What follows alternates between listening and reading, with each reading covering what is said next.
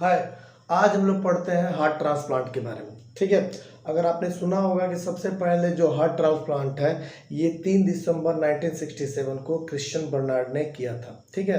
तो ये क्या है, करीबन 54 इयर्स का एक आदमी था, मेल था, जो डायबिटीज का पेशेंट था।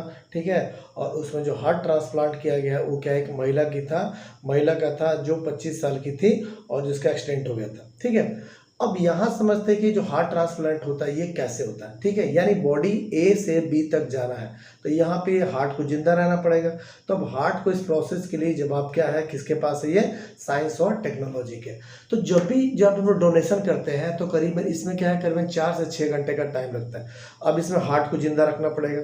तो अब कैसे रहेगा, तो सबसे पहले इसको हम लोग क्या करेंगे कि बॉडी के जो टेम्परेचर है, अमूमन क्या 37 डिग्री टेम्परेचर होता है, लेकिन अब इसके हार्ट का जो टेम्परेचर है वो क्या हो जाएगा, इसके चारों तरफ बर्फ रख देंगे और इसका टेम्परेचर 4 डिग्री तक ले जाएंगे। अब जब 4 डिग्री तक हो जाएगा तो उसका एनर्जी का जो कंजम्पशन है वो बहुत कम हो जाएगा, यानी मेटाबॉलिक एक्टिविटी क्या हो जाएगा, उसका कम हो जाएगा, रिक्वायरमेंट जो है वो कम हो जाएगा, ये गुना 12 टाइम वो कम हो जाएगा।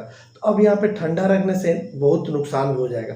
तो अब क्यों, क्योंकि इसका जो सेल है वो मरने लगेगा और इसमें जो सेल होते हैं वो कार्डियक मसल होते हैं। तो ध्यान के बात क्या है कि इसमें एक माइटोकॉन्ड्रिया होता है जो बहुत एक्टिव होता है, जिसको बोलते हैं माइटोकॉन्ड्रियल पास्चुरेशन। ठीक है।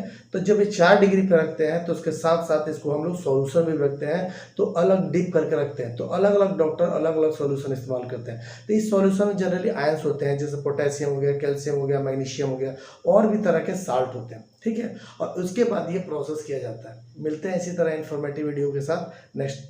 Thank you.